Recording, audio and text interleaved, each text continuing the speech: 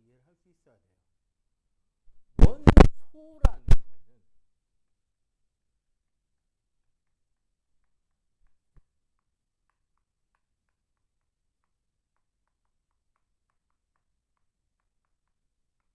물질들을 이루고 있는 가장 기본이 되는 구성 요소, 구성 성분을 요소 혹은 우리가 책에는 성분이라 적혀 있죠.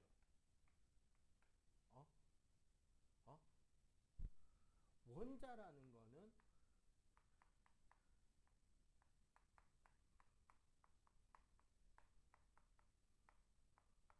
원소를 이루는 입자라고 이야기를 하는 게 가장 정확할 것 같은데, 이런 개념이에요.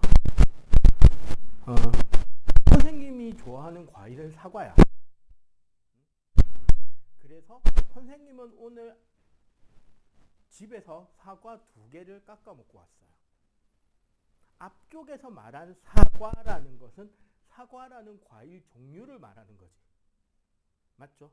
내가 2번째 말한 사과라는 단어는 1개, 2개 개수를 의미하는 단어잖아. 무슨 소리인지 알겠어요? 그러니까 좀 더 쉽게 설명하자면 사실상 같은 개념이야, 거의. 대신에 얘는 종류를 이야기할 때, 집단 전체를 대표하는 종류를 이야기하는 단어로서 이야기하는 게 원소. 얘네들은 입자라고 했기 때문에 하나하나, 알갱이 하나하나의 의미를 부여하게 될 때는 원자라고 이야기합니다. 영어 단어의 모든이라는 뜻을 뜻하는 영어 단어에는 뭐가 있죠? every하고 all이 있죠. all이라는 건 그냥 그 종류 통칭해서 all이라고 보통 이야기하고, every는 모든이라는 뜻을 가지고 있지만 하나하나 빠짐없이의 뜻에 좀 더 가깝잖아요. 표현하는 뜻이. 그런 개념인 거죠. 그러면은 예를 들어서 이런 거예요. 어떤 공간에 수소라는 원자 3개랑 산소 원자 2개가 어떻게 존재한다 치자 그냥. 여기에는 2가지 원소가 존재하고 5개의 원자가 존재하는 거죠. 무슨 소리인지 알겠지? 원소는 종류를 뜻하고 원자는 낱개를 뜻하는 단어다라는 겁니다. 일단 요거 2가지는 구별할 수 있겠죠?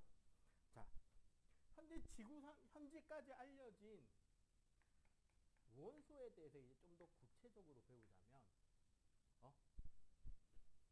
현재까지 약 110여 종. 주기율표상에는 원자 번호 118번까지 존재하는데 중간에 2개가 아직 없어요. 그런데 사실은 원자 번호 1번 수소부터 92번 우라늄이라는 원소가 있거든요. 여기까지는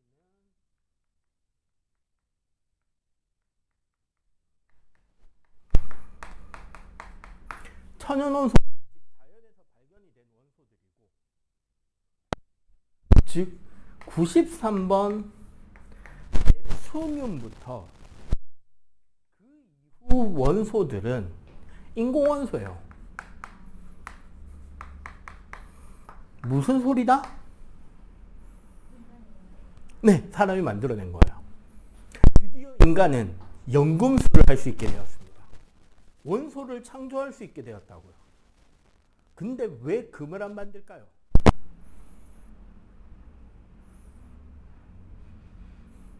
가르쳐줄까? 금 만드는데 들어가는 재료랑 에너지가 금보다 비싸.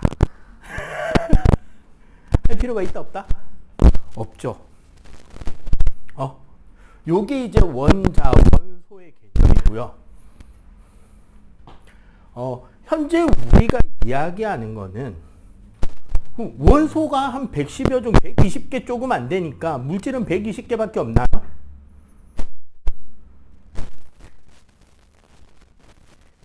이 원소들이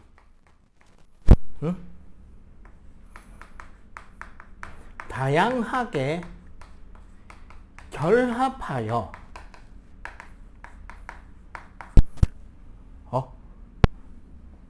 여러 물질을 만듭니다.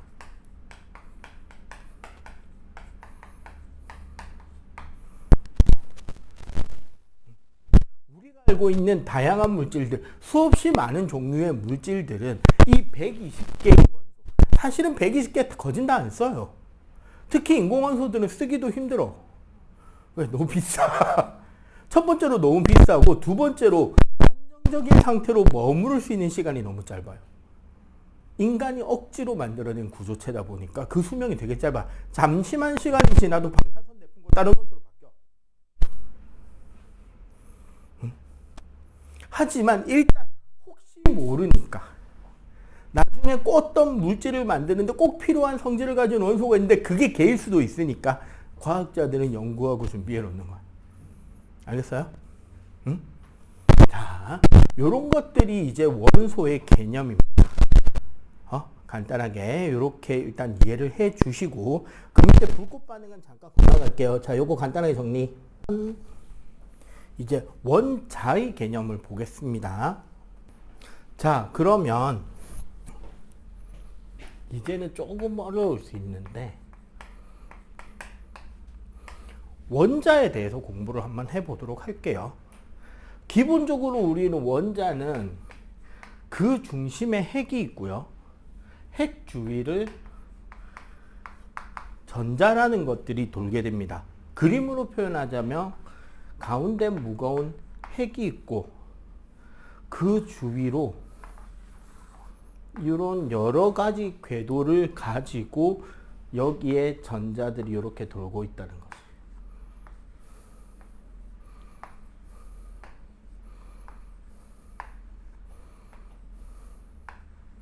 뭐 이런 식으로 이제 돌고 있는 거예요, 전자들이. 요렇게 하면 지금 전자가 11개니까 나트륨이겠네요. 참고로.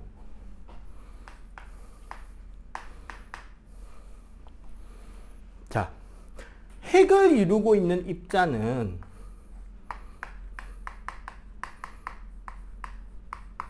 양성자와 중성자고요. 전자는 그대로 전자겠죠. 얘네들을 기호로 쓰면 양성자는 프로톤이라 그래서 P 플러스라고 씁니다. 왜냐하면 양성자는 플러스의 전하를 띱니다. 전기적 성질이 플러스라고. 중성자는 말 그대로 중성이에요. 전기를 안 띱니다. 그래서 얘는 뉴트리온이라고 N이라고 쓰고 말아요. 그리고 전자는 전기를 떼요. E- 일렉트론이라고 합니다. 그 일렉트로, 우리 전기, 전자 이러면 뭐 일렉트로 어쩌고저쩌고 하잖아요. 그 일렉트로라는 단어는 어디서부터 온 거냐면 그리스 시대 때부터 옵니다. 이집트, 그리스. 그 호박석이라는 돌이 있어요. 돌 아니에요. 물론 정확하게 말하면. 뭔지 알아? 호박? 본 적 있어요? 그 투명한데 약간 황색의, 약간 진짜 그 우리 먹는 호박 있잖아. 단호박. 그 단호박 색깔을 하는 그 색깔이 약간 투명한 덩어리예요. 그 송진이 굳어져서 만들어진 돌이에요. 투명한 거. 이거 이제 우리가 갈아서 만드는 게 로진백인 거야. 그 바이올린 같은 거 할 때 활에 발라서 이렇게 소리 끌어낼 때 소리 내는 그 가루. 그게 이제 그 호박을 간 건데, 딴 거보다 그 호박을 동물 가죽에 이렇게 문지르면 정전기가 나서 주변에 반짝반짝반짝반짝 빛이 나거든. 그래서 그리스어로 빛나는 것, 반짝반짝 빛이 나는 것이라는 뜻의 엘렉트라에서 온 단어가 됩니다. 일렉트로가. 어쨌거나 마이너스예요. 자, 이게 무슨 소리냐?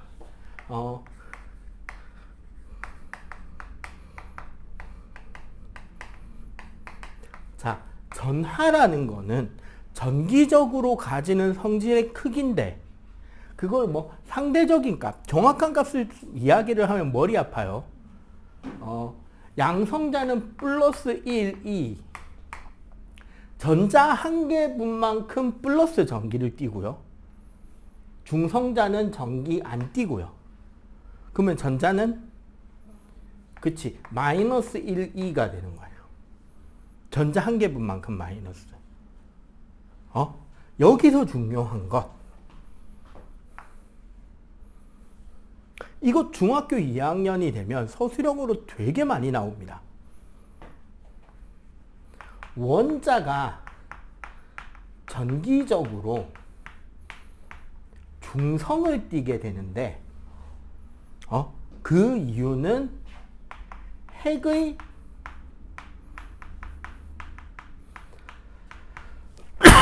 양성자 개수와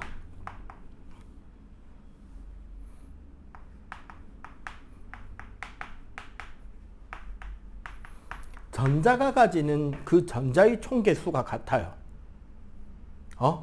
그래서 어떻게 된다? 핵의 플러스 전하량의 크기와 전자의 마이너스 전하량 합계가 어떻다? 똑같기 때문에 정기적으로 중성이 돼요. 즉, 핵 안에 있는 양성자 한 개 전하량과 주위를 돌고 있는 전자 한 개 전하량의 크기가 같다라는 소리입니다. 됐죠? 그런데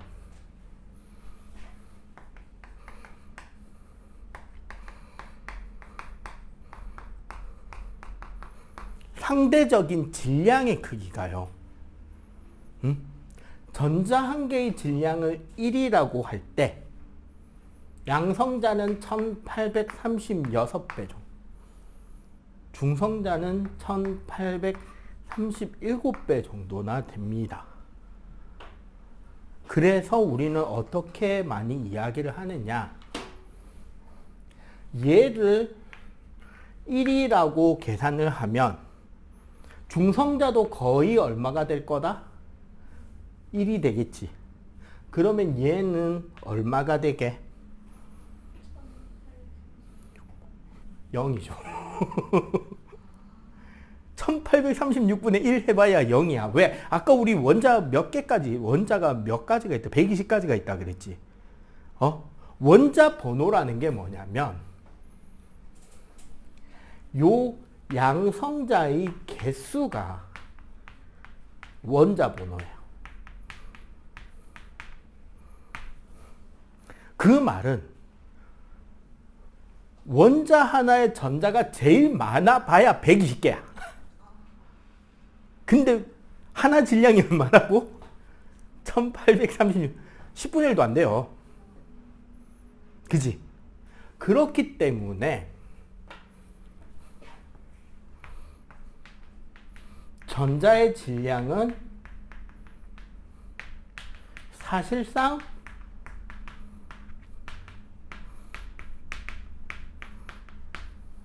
없는 취급을 하게 되고요. 대신에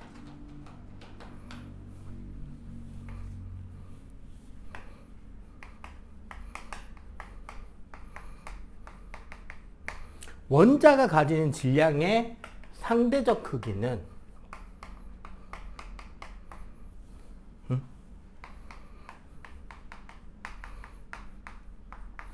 양성자 수 플러스 중성자 개수를 이야기하고, 이거를 우리는 질량수라고도 하고 혹은 원자량이라고 부르기도 합니다.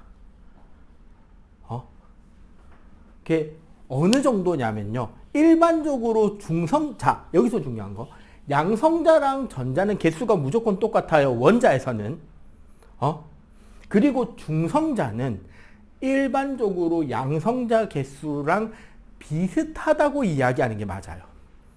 우리 원자 번호 1번부터 10번까지 있잖아요. 20번까지 중에 1번부터 10번까지는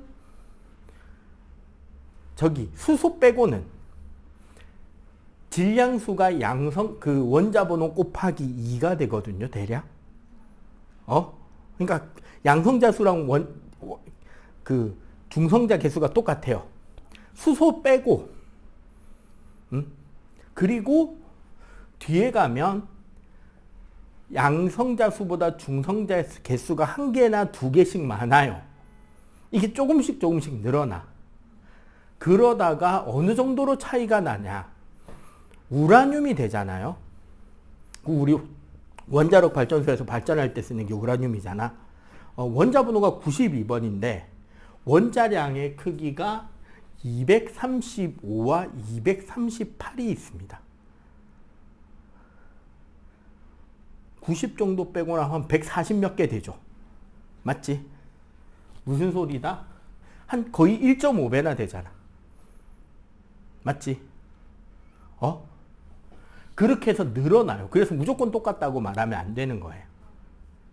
알겠죠? 그래서 참고로 이 질량수나 원자량은 나중에 고등과정에 가면 계산할 때 써야 되는 게 있는데 그때는 문제에서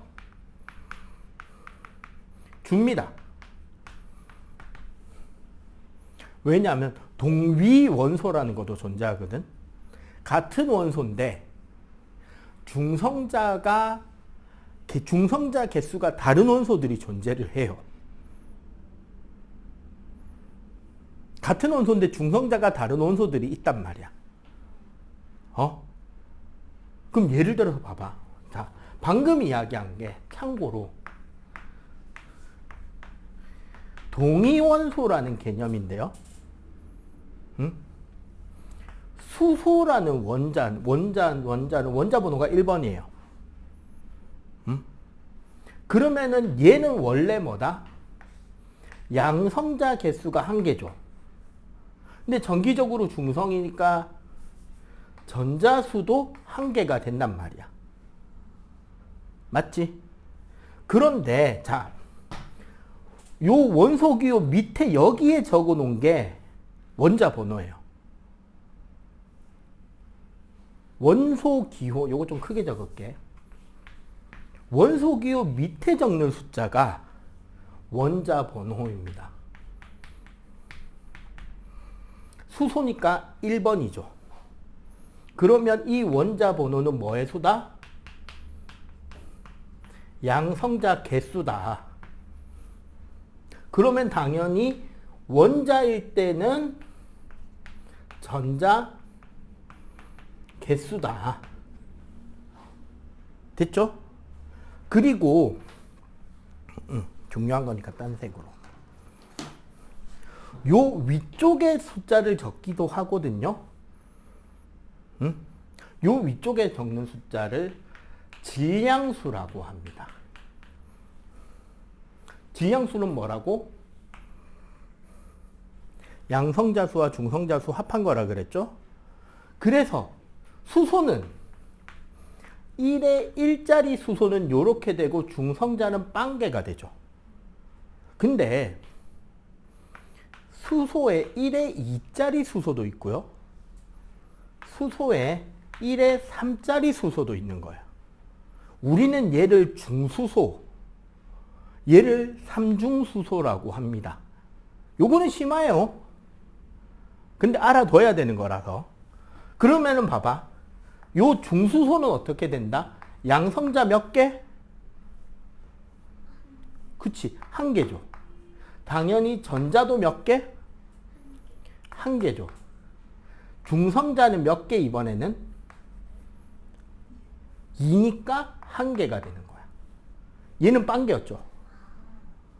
왜? 2는 요거 2개 합쳐서 2라는 소리니까. 그럼 얘는 양성자 개수 몇 개? 그치, 1개죠. 전자수도 1개죠. 대신에 중성자가 몇 개 이번에는? 그치, 2개가 되는 거야. 알겠어요? 근데 이제 문제는 뭐다? 얘네들의 비율은 얘보다 엄청 작단 말이야, 개수가. 그래서 그냥 우리는 수소하면 얘를 이야기하는 거. 그 대신에 이런 생각해봐. 물 분자를 만들 때는 수소 원자가 2개가 필요해요. 얘로 만든 물이랑 얘나 얘로 만든 물을 비교하면 무게가 같을까? 달라지겠죠. 그지? 같은 물인데 더 무거운 물이 만들어지겠지. 그런 것들. 요새 지금 일본의 원자력 발전소 옛날에 2014년에 사고 난 거 지금 물을 빼서 버리니 많이 이야기 나오고 있을 때 보면 삼중수소라는 단어가 신문에 한 번씩 보이잖아요. 얘입니다. 수소, 중수소, 삼중수소. 얘는 방사능이 나오는 원소거든요. 그래서 지금 위험하다, 조심하자 이야기가 나오는 거예요. 왜냐면 생각해봐. 얘는 방사능을 내뿜는 물이 될 수 있어. 근데 이 물질이 우리 몸에 들어와서 우리 몸 안에 있는 물 분자에 얘가 들어오면 그 물 분자가 다시 우리 몸 밖으로 빠져나갈 때까지 걔는 계속 방사선을 우리 몸 안에서 내뿜고 있는 거야. 몸 밖에서 방사능이 나오는 거는 피해가 덜할 수 있어요. 근데 우리 몸 안에서 방사능이 나오면 위험할 수 있단 말이야. 이런 거예요. 선생님이 너희들 나이 때 아마 너희 아버님이랑 선생님이랑 나이 차가 그렇게 크진 않을 거야. 콩알탄이라는 화약 장난감이 있었어요. 학교 문방구에 팔았어. 좀 위험한 장난감이긴 한데 뭐냐면 이렇게 종이 같은 거에 화약이 쌓여 있는 건데 딱 던지면 땅에 탁 터져서 빵 하고 터져. 그런 게 있었어요. 아버지한테 물어봐.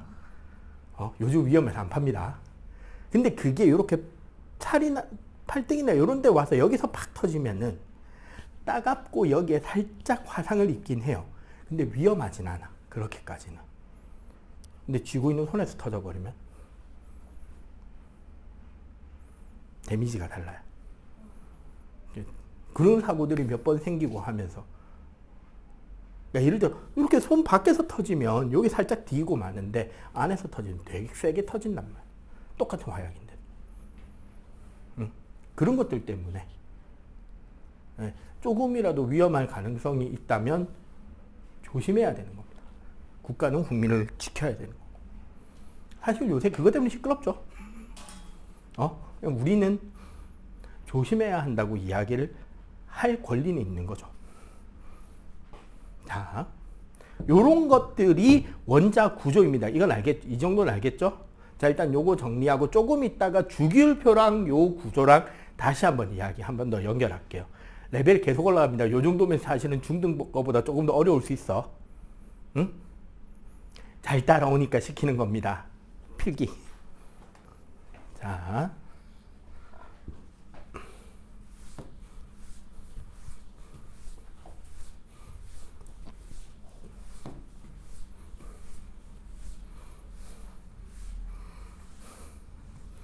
자, 주기율표 한번 적어 볼게요.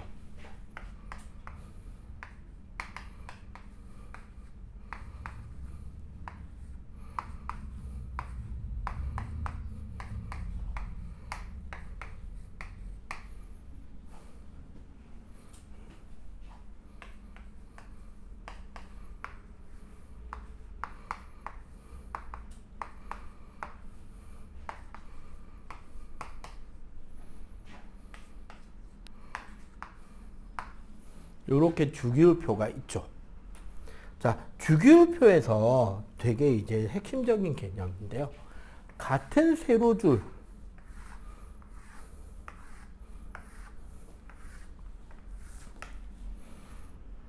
주기율표에서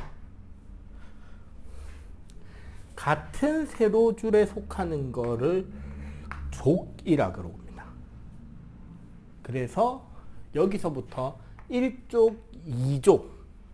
우리 주기율표 그때 앞에서 접어서 설명해 줬잖아. 공간에 쭉 뜨잖아요. 10칸이 뜨거든요. 실제로 펴면. 그래서 여기서부터는 13, 14, 15, 16, 17, 18쪽이라고 합니다. 같은 세로줄을 족이라고 하고, 주기율표 설명할 때 아마 언급을 했을 거예요. 얘네들은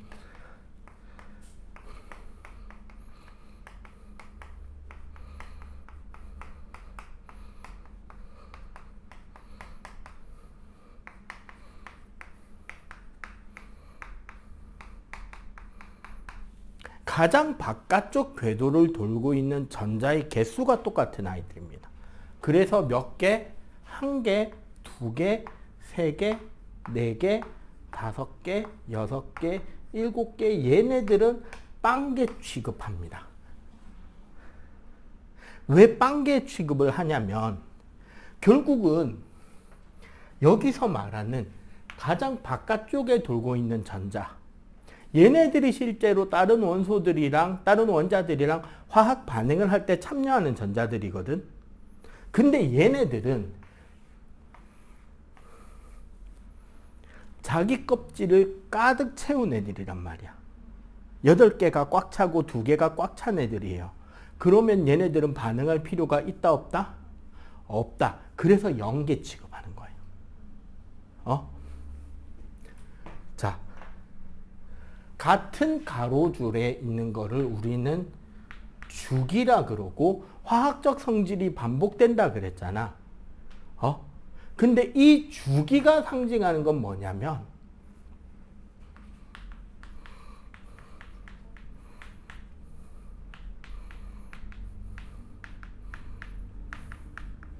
전자 궤도의 껍질 개수를 의미합니다. 그래서 지난주에 이 그림을 그려줬나 헷갈리는데 아마 안 그려준 걸로 기억을 하여. 봐봐. 가운데 우리 원자 핵이 있어요. 얘는 무슨 전기일 거다? 플러스겠죠. 핵을 중심으로 첫 번째 궤도, 두 번째 궤도, 세 번째 궤도, 요렇게 네 번째 궤도가 돌 거고, 잘 봐봐. 첫 번째 궤도에는 수소면 전자가 한 개죠. 헬륨이 딱 들어가면 전자가 2개지. 그래서 꽉 차. 또 봐서. 그래서 첫 번째 가로줄이 끝나는 거야. 그럼 그 다음 껍질에는 리튬, 베릴륨, 그리고 전자들끼리는 같은 전기라서 서로 싫어한단 말이야. 그래서 서로 최대한 멀리 떨어지고 싶어요. 헬륨, 베릴륨, 붕소, 탄소, 질소, 산소, 플루오린, 네온이 딱 들어가면서 8개가 꽉 차. 그럼 그 다음 껍질에는 나트륨, 마그네슘, 알루미늄, 규소, 인, 황, 염소, 아르곤이 딱 들어가면서 꽉 차. 그리고 그 다음에는 칼륨, 칼슘 이렇게 들어가는 거야. 이런 20개가 다 들어간 거야. 잘 봐봐. 이렇게 했는데 잘 요거 한번 보세요. 자, 1조 맞지? 2조 헬륨은 일부 뺀 겁니다. 자, 13조 14조 15조 16조 17조 그리고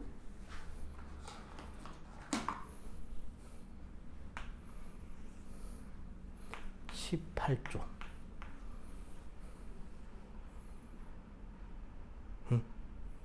요렇게 원자들이 같은 족끼리 같은 위치로 전자들이 배치. 물론 실제로 전자가 배치되는 형태가 이 모양인 건 아닙니다만 일반적으로 우리가 중등 과정 정도에서 원자 구조를 이해할 때 요렇게 구조를 이해하면 왜 성질이 똑같은지가 이해가 되죠. 결국 반응하는 형태는 똑같으니까. 구조적으로 제일 바깥쪽에 있는 전자 개수와 위치 때문에 그렇게 결합을 하는 거거든. 그러니까 같은 족의 원소는 같은 형태로 결합할 거고 같은 식으로 반응할 거고 그래서 성질이 비슷하게 나온다는 거야. 왜? 구조가 같으니까. 제일 바깥쪽에. 안에가 어떻게 돼 있는지 밖에서 안 보이는데 제일 밖에 나와 있는 개수는 똑같은 거야. 우리 퍼즐 같은 거 끼워 맞출 때 바깥 요 모양 이 맞는 것끼리 이렇게 연결해서 끼우게 되잖아요. 그러니까 그 구조가 똑같으니까 똑같은 형태로 결합을 하는 거예요. 그러니까 성질이 어떻게 된다? 비슷하게 된다는 거지. 알겠어요? 요렇게 우리는 주기율표와 원자 개수에 대해서 이야기를 할 수 있고요. 잠깐 이야기를 더 하자면 58쪽 위에 한번 봅시다.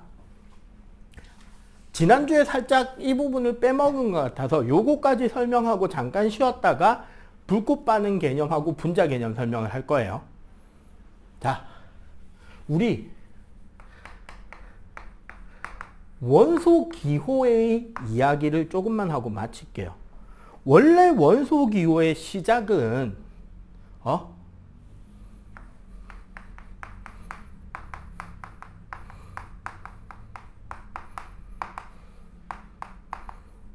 연금술사들 때만 돼도 암호 같은 기호를 썼습니다. 막 그 이상한 기호, 우리 남자 여자 마크 있잖아요. 그런 것들 포함해서 막 이상한 기하학적인 기호를 써요. 그 다음에 돌턴이라고 원자란 어떤 것을 원자라고 하는지 그 원자의 개념을 설명한 학자가 있어요. 이 돌턴이라는 사람은 원자에 대한 개념을 아주 강조를 하다 보니까 원소 기호를 어떻게 했냐면 동그란 원 안에 모양이나 특정한 도형이나 글자 같은 거를 넣어서 기호를 썼어요. 대표적으로 금이라면 이게 금의 원소 기호인 거야. 수소가 이거였던가? 뭐 이런 식인 거야. 막 동그라미에 십자가도 그어놓고 막 이런 식으로 원소 기호. 원자라는 걸 강조하는 거야. 입자라는 걸. 근데 생각해봐. 이렇게 그려놓으면 우리 포도당 같은 경우 탄소 원자 6개, 수소 원자 12개, 산소 원자 6개란 말이야. 그러면 동그라미 다 그리고 있어야 돼. 탄소 6개 그리고. 동그라미 그리다가 시간 다 가겠죠. 이렇게 현재의 표기법은 베르셀리우스라는 학자가 표현하고 있는 건데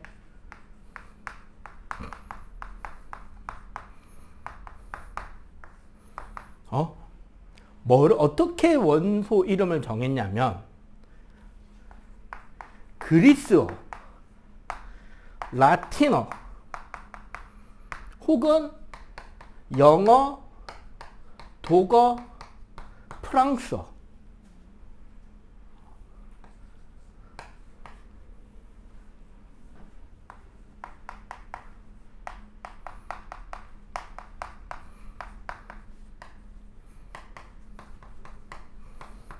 그 물질을 상징하는 단어가 있잖아. 그 단어의 앞 글자를 대문자로 써서 원소를 표기하자라고 약속을 한 거예요. 그럼 27개밖에 못 쓰네?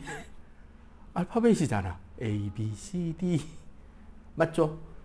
그러다 보니까 어떻게 된다? 중복이 일어납니다. 참고로 우리 주기율표에서 C로 시작하는 거 하면 한 10개 돼요. 탄소가 C, 칼슘 CA, 염소 CL, 구리 CU, 크로미움 CR, 코발트 CO, 또 뭐 있지? 세슘 CE, 세륨 CS, 세슘 CS, 세륨 CE.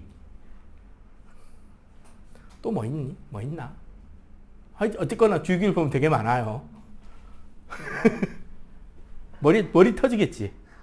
그걸 다 C로 쓸 수는 없잖아. 그래서 중복이 되면 나머지에서 한 글자를 택해서 소문자로 쓰기로 약속되어 있는 겁니다. 그래서 대소문자를 아까 내가 따졌던 거예요. 무조건 첫 번째는 대문자, 두 번째는 소문자예요. 그래서 요 규칙을 배운 뒤에 그 이과생들이 공대생이나 이쪽에서 쓰는 재미없는 농담이 이거야. 자, 어떻게 읽어야 될까? 리튬하고 철이에요. Li가 리튬이잖아. Fe가 철이거든요. 페륨이라 그래서 철화 리튬이라고. 예, 공대용 썰렁한 개그예요. 예. 그러니까 왜냐면 대소문자의 중요성을 다시 설명해 줄게요. 요거랑 요거랑 같은 거게 다른 거게. 앞에는 대문자 C와 대문자 O죠. 뒤에는 대문자 C와 소문자 O잖아. 앞에 거는 일산화탄소라고 탄소 하나랑 산소 원자 하나가 결합해 있는 거고, 뒤에는 코발트라는 원소 기호입니다. 구별해야 되겠죠.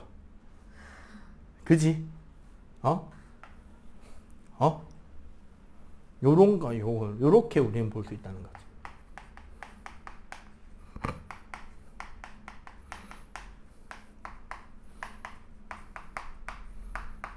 됐지? 자, 여기까지 필기 하고, 자, 그러면, 자, 다시 앞으로 56쪽 펴보세요.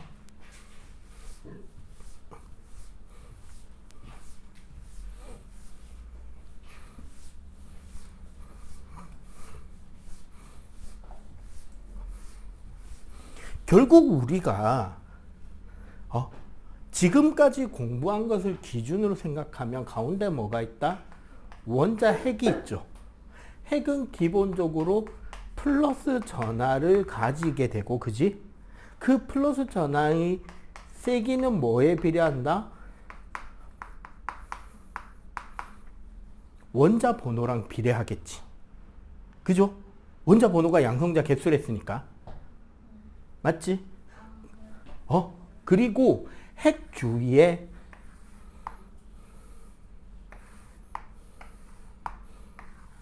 요렇게 전자가 도는 껍질이 여러 개 존재합니다. 보통 우리는 이거를 K, L, M, N이라고 표기하기도 하고, 혹은 그냥 번호로 1번, 2번, 3번, 4번 껍질이라고 이야기를 하기도 해요. 그리고 이 각각의 궤도에만 뭐가 존재하게 된다? 전자가 존재하게 됩니다. 그럼 봐봐. 핵은 플러스 전하를 띠고 전자는 마이너스 전하를 띠니까 이 핵과 전자 사이에는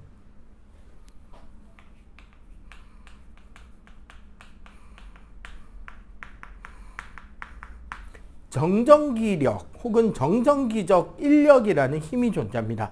즉 서로를 뭐하고 있다? 끌어당기고 있는 거야. 끌어당기고 있는데 끌려가지 않기 위해서 빙빙 돌고 있는 거야. 달이 지구 주위를 돌듯이. 대신에 달이 지구를 주위를 돌 때는 만유인력으로 당겨지고 있는 거고, 여기서는 전기력이라는 힘으로 당겨지고 있는 겁니다. 그런데 이거예요. 이 안에 있는 전자가 이 바깥쪽 궤도로 나가려면, 얘가 이렇게 쭉 밖으로 나가려면 뭐가 필요하냐? 밖에서부터 에너지를 흡수해야 돼요.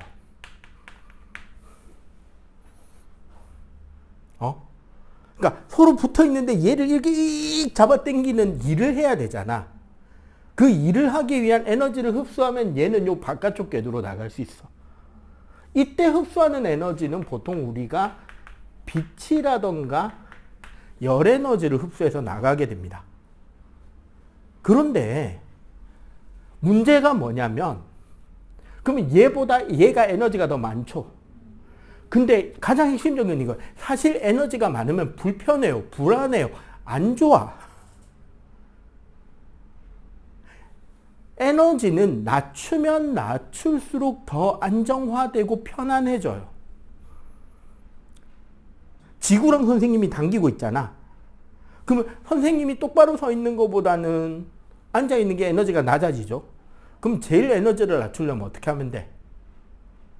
들어 누우면 되지. 집에 가서 내가 라텍스인지 라텍스가 나인지 구별이 안 될 만큼 바닥에 쫙 달라붙으면 어이구 편하다 하고 맞지?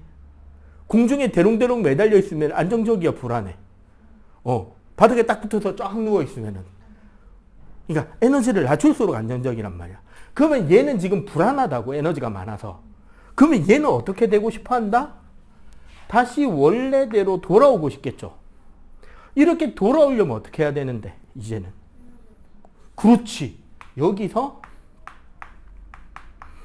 에너지를 방출해야 되는데 이때 방출하는 에너지는 대부분 빛으로 나옵니다. 빛 에너지로 방출이 되게 돼 있어요. 그런데 이 빛과 관련해서 그러면 결국 방출되는 에너지의 크기는 이 방출되는 빛 에너지의 크기는 이 경우는 이 3번 에너지와 이 1번 에너지의 차이. 3번 궤도의 전자 에너지와 1번 궤도 에너지 차이만큼 방출하겠죠. 여기서 흡수하는 에너지도 궤도 차이만큼 흡수할 거 아니야. 그지? 그 방출되는 에너지를 우리는 궤도별 에너지 차이라고 하는데 얘가 그 빛의 진동수와 관련이 있다는 거예요. 그런데 이 빛의 진동수는 고스란히 뭐와 관련이 있냐면 색이랑 관련이 있어요.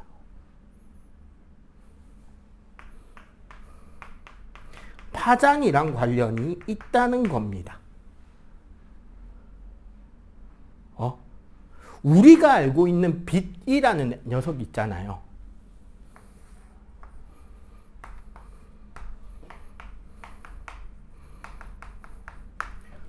진동수에 따라서 우리는 모든 빛을 다 보는 게 아니거든요. 그래서 진동수가 가장 큰 요쪽이 보라색이 된다고. 우리가 볼 수 있는 영역에서 가장 진동수가 작은 빛이 빨강이에요. 우리는 요 사이, 우리가 볼 수 있는 빛이라 그래서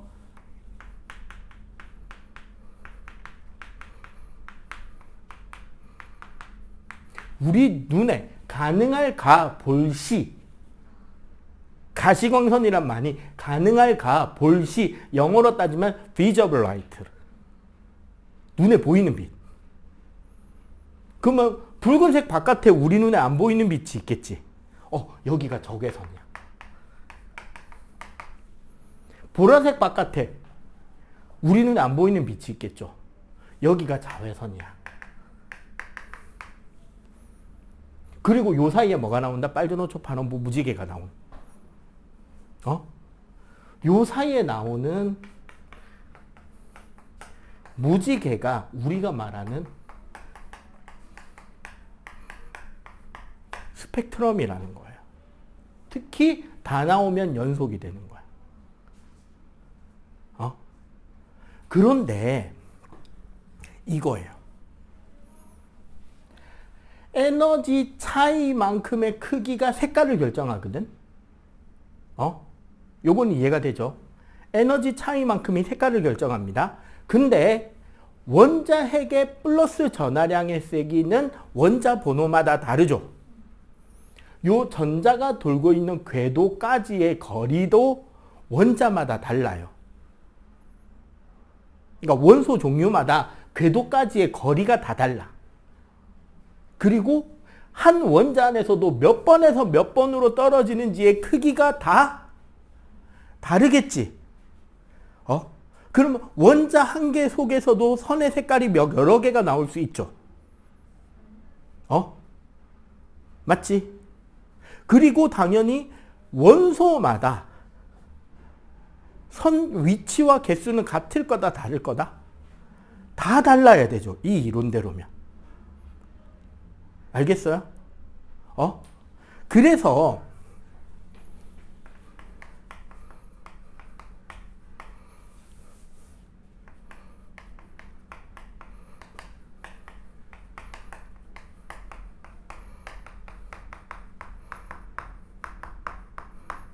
불꽃 반응과 스펙트럼에 대해서 설명을 해드릴게요. 원래 잠시만. 자, 불꽃 반응과 스펙트럼. 결국 뭐냐면 우리 가스토치나 사실은 양초에서도 양초는 근데 좀 온도가 낮아서 힘들어요. 가스토치의 요 겉불꽃, 우리 눈에 보이는 불꽃보다 사실 요 밖에 불꽃이 더 있거든. 에너지가 나는. 요 겉불꽃에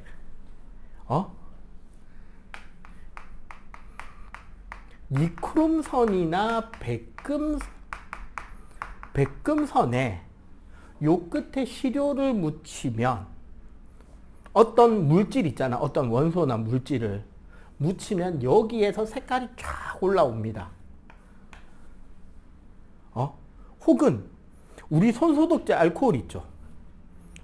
손소독제 알코올에 다른 그 입자 가루를 이렇게 섞어서 불 끄고 어두울 때 불 붙이면 그 불꽃 반응 색깔의 불꽃이 올라와요. 단적으로 고깃집이나 그런 데서 혹은 어디 캠핑 같은 데 가서 이제 뭐 고기도 구워 먹고 하다 보면 이제 라면이나 된장 같은 것도 끓이다 보면 국물이 넘칠 때 있잖아. 냄비에서.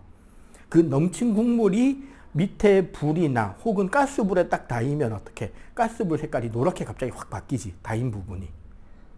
맞지? 본 적 있죠? 한 번쯤. 한 번쯤 본 적 없어? 그리고 색깔이 갑자기 확 바뀌어요. 그게 뭐냐면 국물에 들어있는 나트륨이 노란 색깔의 불꽃을 만들거든요. 그러니까 뭐냐면 순간적으로 나트륨 원소가 가열되면서 전자가 바깥에 나갔다가 어이쿠 하면서 원래대로 돌아오면서 나오는 빛들을 다 모았더니 노란색이 많은 거야. 그래서 노란 색깔이 나와요. 이렇게 해서 나오는 게 불꽃 반응인데 우리 책에 있는 불꽃 반응 색깔이 요거는 우리가 어떻게 외우냐면 요렇게 외우면 돼요.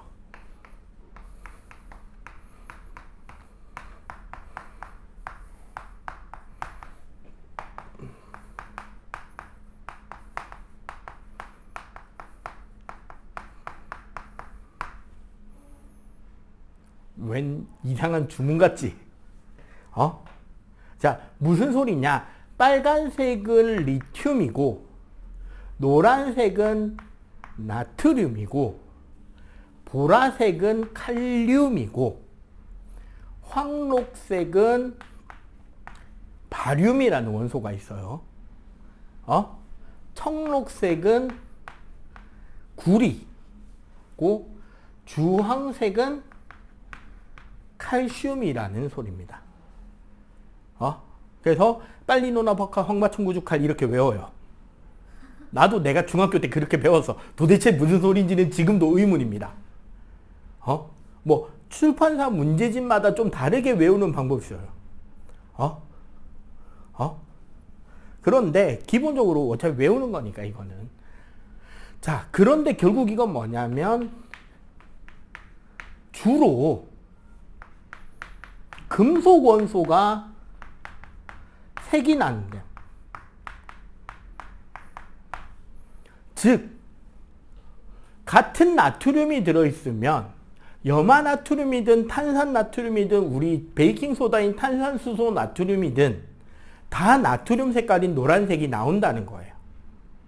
황산구리든 염화구리든 구리의 색깔인 청록색이 나온다는 겁니다. 그리고 이 불꽃 반응에서 제일 좋은 거는 조금만 찍어서 넣어도 색깔이 나와요. 되게 소량의 가스만 가지고, 그 시료를 가지고, 가루만 가지고도 색깔을 볼 수 있어.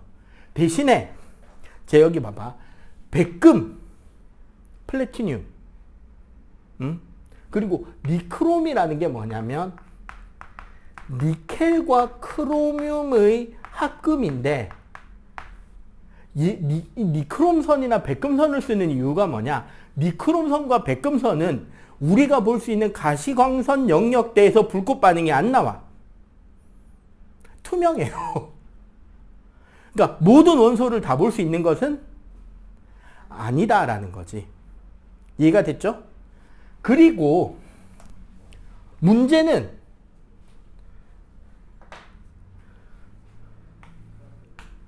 스트론튬이라는 원소가 있는데 얘도 빨간색이에요. 교과서 봐봐. 리튬 빨강이랑 스트론튬 빨강이 색깔이 묘하게 조금 다르긴 한데 저거 실제로 가스불이나 저런 불꽃 반응에서 넣어서 실험해보잖아요. 티 안 나거든? 이게 리튬 색깔인지 스트론튬 색깔인지 구별하기가 매우 힘들단 말이야. 그래서 뭐 한다? 그래서 이쪽으로 이야기가 가는 거야. 여기에서 나오는 요 빛 있지. 이 불꽃색에서 나오는 빛을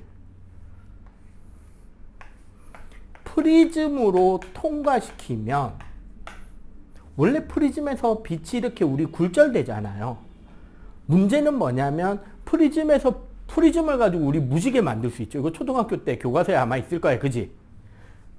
왜냐하면 빨강색과 보라색이 꺾이는 정도가 다른 거야. 색깔마다. 그리고 우리가 여기에 나오는 이 불꽃색은 아까 여기서 말했죠. 사실은 원소 하나에도 색깔이 여러 가지가 나오잖아. 그 여러 가지가 섞인 색이었다고.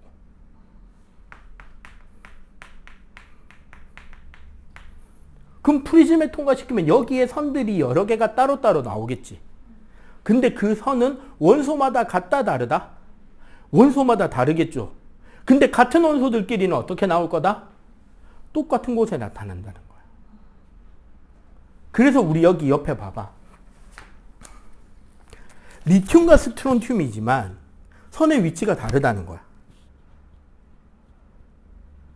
붉은색을 보면 리튬인지 스트론튬인지 구별이 안 되는데 이렇게 프리즘을 찍어서 나오는 선들을 사진을 찍어서 이걸 분광기라고 하거든요. 빛을 나눈다 그래서. 분광기를 통해서 분석된 빛을 찍어서 어떤 선이 나왔다. 그럼 여기 딱 갖다 대니까 이거 리튬이다. 이거 스트론튬이다를 할 수 있어. 조금 더 심화적으로 보면 그 왼쪽에 보세요. 어떤 물질이 가야. 근데 저기에 들었을지 모르는 원소가 A, B, C야. 그 선들을 따라가 봤어. 근데 A에 있는 선은 지금 가에 없는 선이 있죠. A에는 선이 있는데 가에는 없는 선이 있지. 근데 B선과 C선은 가에 다 있죠. 그러면 저기에는 A는 안 들어있는 거야. B랑 C가 들어있으니까 B랑 C가 들어있으니까 B의 선도 나오고 C의 선도 나오고 있는 거야. 하지만 A가 있으면 A선도 나와야 되는데 A선 중에 없는 선이 있다. 그 말은 A는 안 들어있다라고 우리가 알 수 있다는 거죠. 알겠어요? 근데 이건 무슨 원소가 주로 나온다? 금속이 주로 나오는 거지. 그렇다고 모든 금속이 다 나오냐? 그건 아닙니다. 나오는 금속이 따로 있다는 거예요. 사실은 다른 원소들은 그럼 어떻게 구별해요? 우리 눈으로 보는 게 여기죠. 컴퓨터가 판단하는 건 여기서부터 여기까지 다 할 수 있겠지. 에너지가 있으니까. 그래서 컴퓨터가 여기서부터 여기까지를 다 분석하면 우리가 알고 있는 모든 원소들이 다 분석이 돼요, 사실은. 하지만 불꽃 반응을 통해서 우리가 분광기로 보는 스펙트럼만 이야기를 하면 볼 수 있는 건 여기서부터 여기까지밖에 없기 때문에 일부 원소를 구별할 수 있다는 겁니다. 오케이? 정리. 하고 한 칠판만 설명 더 하면 돼요. 이제 분자만 설명하면 됩니다.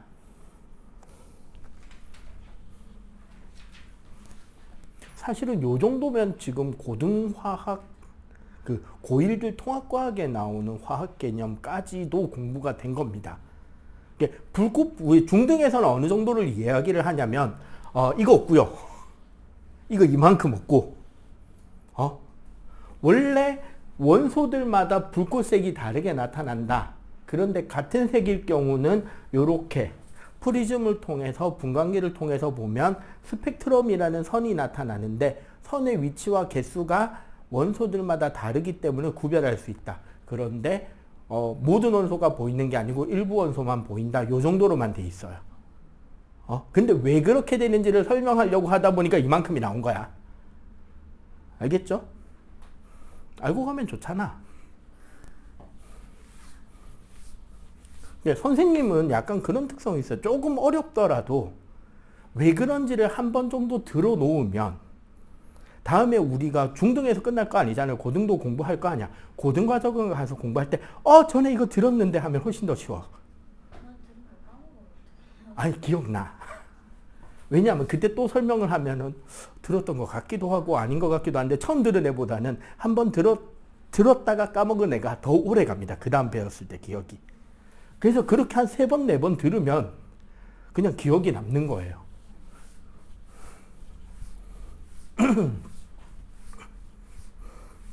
자, 분자.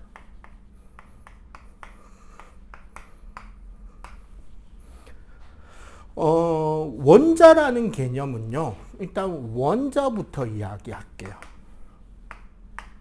아까 돌턴이라는 학자 이야기가 나왔잖아.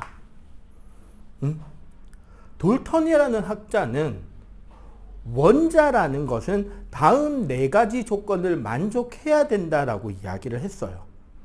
뭐냐면 1. 원자는 더 이상 쪼갤 수 없다.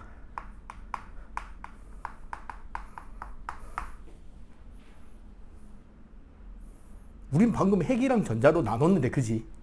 근데 이 당시까지는 없었다는 거죠. 그 안쪽을 못 봤으니까. 2번째, 같은 원소의 원자는 질량과 크기와 성질이 일정하다. 사실 이거 아까 동위원소 설명하면서 잘못됐다는 걸 이야기했는데 근데 그 당시까지는 그렇게까지 몰랐다는 거예요. 과학 수준이 낮았으니까. 3번째, 원자는 화학 반응 시 생성되거나 소멸하거나 다른 원소로 변환되지 않는다. 원소가 바뀌지 않는다는 소리예요. 마지막으로 반응 시 일정한 개수비로만 결합한다. 원자란 이런 것이다라고 돌턴이 정리를 했던 게 있습니다. 자, 그런데 무슨 문제가 생기냐? 화학 반응을 연구하다 보니까 개수가 안 맞는 일들이 생기는 거야. 이거 나중에 맨 뒤에 가면 자세하게 나올 거예요. 그렇게 해서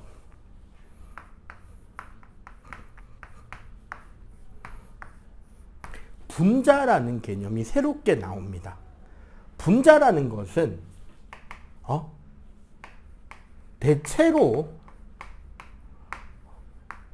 원자끼리 결합해서 만들어지고 왜 대체로라 그랬냐면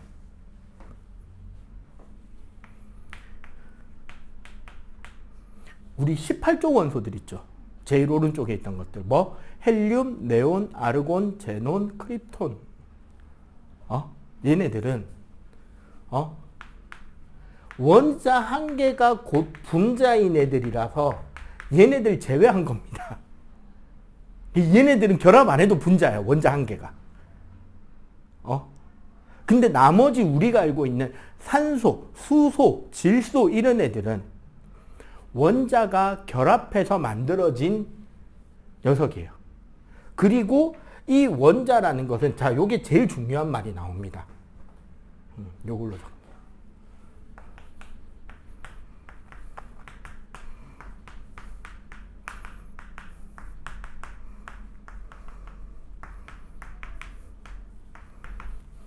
성질이라는 것이 나타나는 가장 작은 단위 알갱이라는 거예요. 초등학교 때 아마 배울 거예요. 산소의 성질은 꺼져가는 향불도 화르륵 잘 타게 해주죠.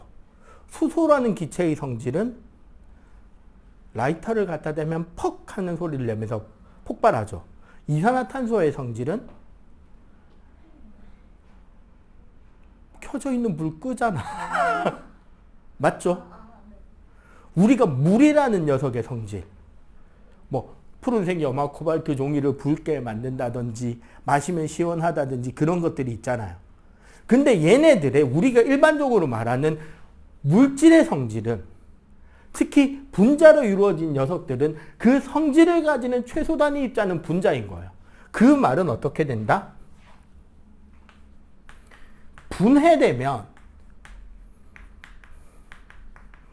성질을 잃는다라는 거예요. 응? 잘 봐봐.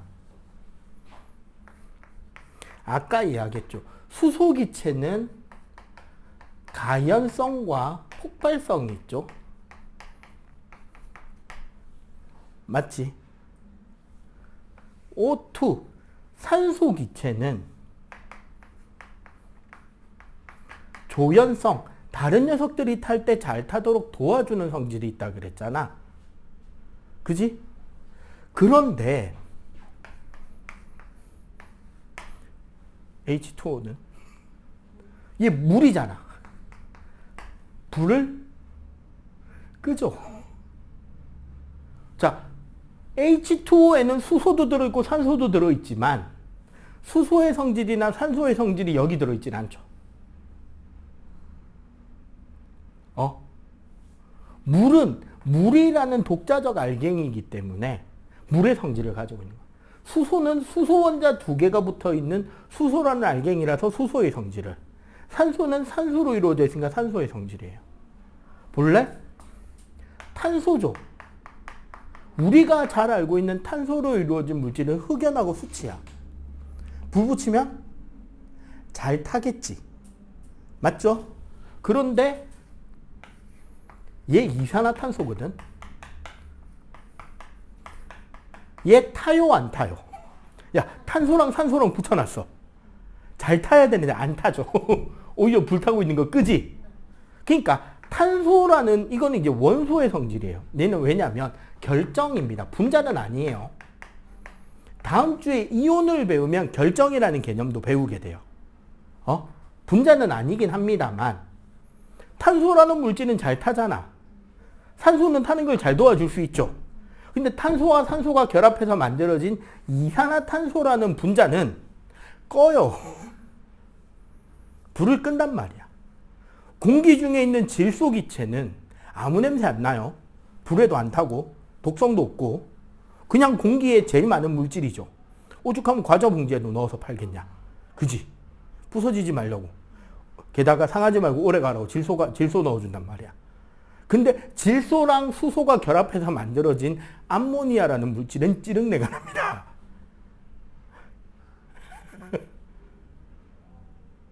맞잖아. 수소에 냄새 나요? 안 나요? 질소 냄새나? 안 나. 근데 질소랑 수소랑 결합해서 만들어지는 암모니아라는 녀석은 찌릉내가 나요. 게다가 독성 물질이에요. 사람한테는 안 좋아, 몸에. 요런 것들, 이런 분자라는 개념이 57쪽 맨 밑에 그림 보세요. 독립된 입자로 저렇게 알갱이가 따로 존재하고, 그래서 2개 이상의 원자들이 저렇게 결합해서 이루어지고, 그 종류와 개수 그리고 구조에 따라서 성질이 다르게 나타나진다는 겁니다. 근데 쟤네들 분자는 우리가 다음 주에 이온 이야기를 할 거예요. 지금 이야기할까? 다음 주에 하는 게 나을 것 같아. 내가 봐도. 오늘 왜 그것까지 이야기해주면 네 머리가 터질 거라서 안 돼. 다음 주에 이온결합이라는 개념, 공유결합이라는 개념을 설명하면서 분자를 다시 한번 이야기는 할 겁니다. 지금 근데 중등 레벨에서만 이야기를 할게요. 저렇게 분자들이 저런 구조로 결합을 하게 되고 저런 결합 구조와 저런 결합 형태를 이루면서 쟤네들만의 독자적인 성질을 가지게 된다는 거예요. 응? 그래서 저 구조들도 선생님 고등학교 때 공부할 때 저거 어떻게 공부했냐면 저 모양 구조들 있잖아요. 저거 그 당시에도 펜시점 이런 데 가면 크리스마스 장식용으로 스티로폴 공들 있잖아. 스티로폴로 된 동글동글한 공들 있잖아. 트리 같은 데 장식하라고. 그냥 색깔 없는 그냥 스티로폴 공만 여러 개 사다 놓고 우리 때는 저거 되게 다양한 분자들 엄청나게 많이 외웠어야 되거든요. 고등과정에서.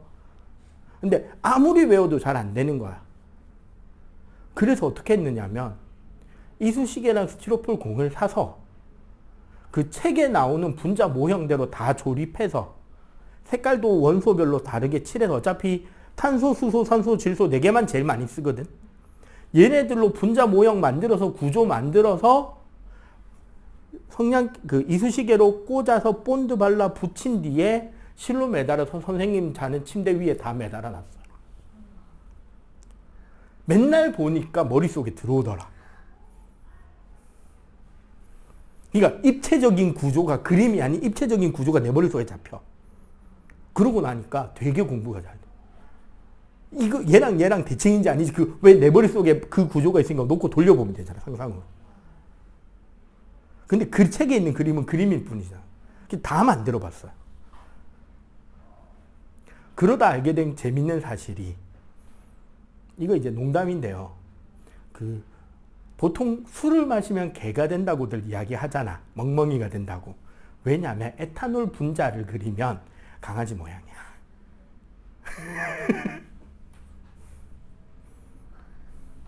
진짜예요. 에탄올이라는 물질이 탄소 2개, 수소 5개에 OH 이렇게 붙어 있거든요. 실제로 어떻게 생겼냐면 탄소 원자 2개가 일단 결합을 하고 있고요. 여기에 수소 원자가 이쪽에는 3개가 이쪽에는 2개가 그리고 이쪽에 산소 원자가 연결돼 있고 여기에 다시 수소 원자가 붙어 있어요. 개죠? 진짜 이 모양이야. 궁금하면 너 좀 이따 핸드폰 수업 마친 뒤에 핸드폰 열어가지고 에탄올 분자 모형하면 이 그림 있어. 진짜라니까? 물론 에탄올 분자가 이 모양이어서 술 마시면 개가 되는 건 아니야. 근데 아이러니하게도 분자 모형을 그려보면 이 모양이야. 재밌죠? 신기한 과학세계. 진짜 이 모양. 자, 그래서 이런 분자들을 요렇게 쓰는 거, 요렇게 쓰는 거, 요렇게 쓰는 거를 우리는 분자식이라 그럽니다. 그럼 분자식은 분자를 이루는 원소의 종류, 각 원자 개수, 그리고 분자 개수를 알 수 있게 되는 게 분자식이에요. 응? 그럼 무슨 소리냐? 지금 책에 EH2 H2O 적혀 있잖아요. 이게 무슨 소리냐? 자, 첫 번째, 요 앞에 적혀 있는 2라는 거는 분자 개수입니다. 자, 알갱이가 총 몇 개다? 2개다라는 소리예요. 그 다음에 자, 여기 작은 2가 적혀 있죠. 여기 중간에 들어간 이 작은 2는 자기 앞에 거만 딱 수식하는 거야. 한 분자 안에 수소가 몇 개다? 2개다라는 소리야. 선생님, 산소는 뒤에 숫자 안 적혀 있는데요. 숫자 1은 생략입니다. 그러면 산소 뒤에 안 적혀 있다는 건 산소는 몇 개다? 1개다라는 소리야. 그럼 봐봐. 산소 원자 1개에 수소 원자 2개가 붙어 있는 얘가 물 분자 모형이거든요. 얘가 몇 개다? 그렇지. 그러니까 우리는 이 H2O라는 걸 떠올리면 요런 형태의 구조를 딱 생각하면 되는 거야. 물 분자라는 알갱이, 독립된 알갱이가 몇 개다? 2개다. 자, 그러면 원소 종류는 몇 가지죠, 지금? 그렇지. 수소와 산소 2가지지. 원소는 종류라 그랬으니까. 원자는 총 몇 개야? 그렇지. 하나, 둘, 셋, 넷, 다, 여섯 개죠. 분자 개수는 2개죠. 한 분자 안에 산소는 몇 개? 한 분자 안에 수소는 몇 개? 그래서 총 산소는 몇 개? 총 산소 개수는 2개. 총 수소 개수는 4개. 요 화학식을 보고 얘네들을 바로 답해도 되지만 우리는 이 화학식을 보고 요 이미지를 상상한 뒤에 얘를 답하러 간다라고 생각하면 돼요. 오케이? 자, 요거 마저 정리하시고 요거 정리를 하시고 저기 59쪽 60 일단 요거 정리하고 59쪽 60쪽 시간 될 때까지 한번 풀어봅시다.